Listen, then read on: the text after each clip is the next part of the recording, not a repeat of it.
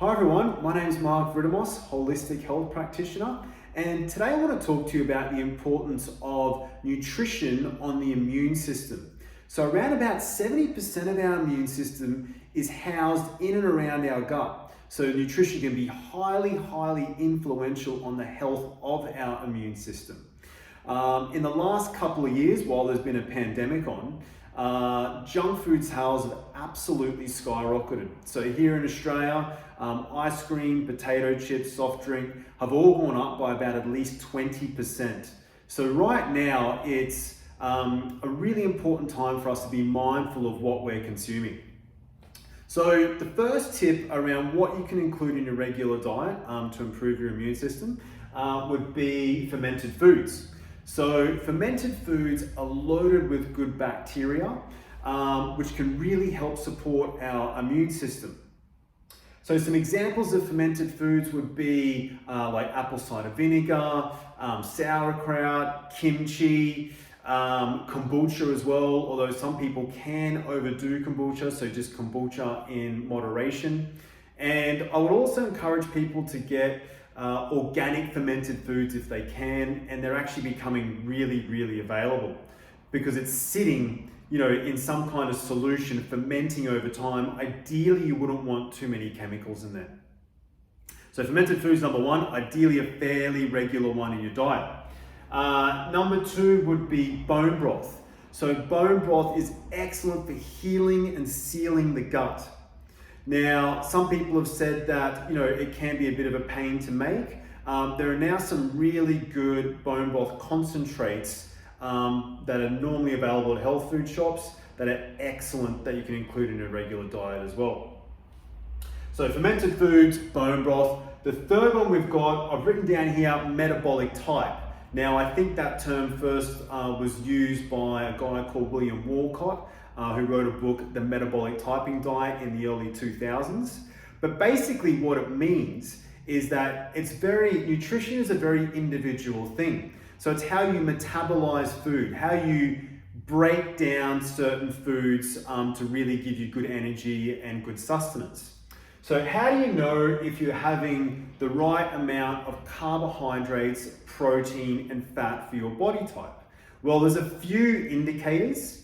And one of them would be, energy levels, moods, concentration levels, levels of satiety. So, how hungry and full you're getting. But ideally, you would last at least 3 hours between each meal and snack, unless you've kind of purposely had a smaller one to get you through to the next one.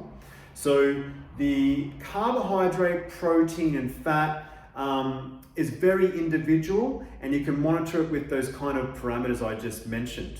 Now, why is that important for the immune system? Well, if you're getting that wrong, let's just say, a really common one is people eating loads of carbohydrates and not much protein and fat.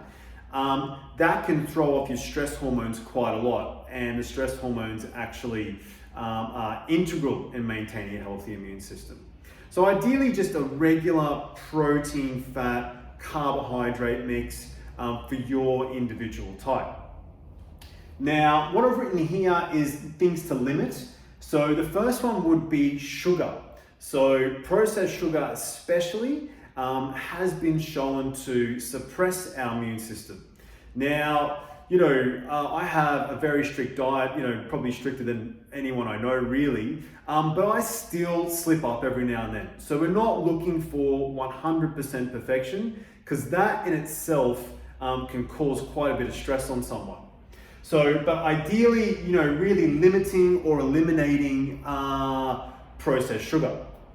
The next one would actually be food sensitivities. So an example of food sensitivities, the common ones are gluten and dairy. There's some research out there that shows that around about 70% of adults are sensitive to lactose. Now that can vary a lot depending on hereditary normally. So for example, in Northern Europe, only around about 5% of people have been found to be lactose sensitive. And then if you go into like Asia, it's around about 90%. So it can be very individual, but you just really want to be honest with yourself. And the way you can do that is if you're getting bloated, gassy, if you're constantly getting sick, these food sensitivities can really flare your immune system. Your digestive system can't deal with them properly, and that in itself will flare the immune system.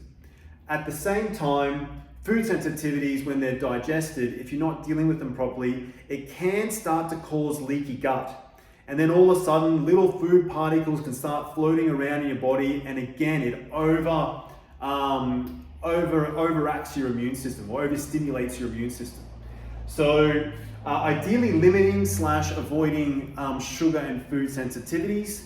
The main food sensitivities I see are gluten and dairy, and you can work it out through an experimental basis, or you can do laboratory testing, which is something I personally offer, or you can, all those other machines out there as well.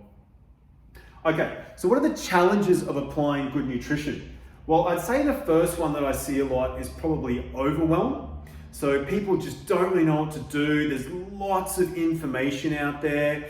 So if you kind of go with what I said before around just sticking to some high quality protein, carbohydrates, fat, and if that's lasting you a good 3 or so hours, then you kind of know you're on the right track. Now, if you stick to about 5 main food groups, you can't really go wrong. So they would be, actually it's 6. So that would be animal foods, vegetables, fruits, nuts, seeds, and legumes. So if you stick with those 6, you generally can't go wrong. If you're still getting gut flare-ups, there might be something deeper going on there. The other thing would be application. So it's very challenging for some people to apply good nutrition. You know, some of the food that they're consuming is highly addictive. So for example, like a sugar is highly addictive. A lot of the processed foods are highly addictive, and they're even designed that way. So food addictions can be quite challenging. Emotional eating can be quite challenging, and self-sabotage can be quite challenging as well. So with those things, all I'd say, or all I advise in this particular video is that really just be aware of what's happening and why you're doing it. And that in itself can actually help change the behavior a little bit. And if you're still really struggling, then you may need to reach out to someone. So hopefully that's helpful. Let me know if you've got any questions, and at the same time, let me know if you'd like to inquire about my services of helping people reach their health goals. Take care, bye.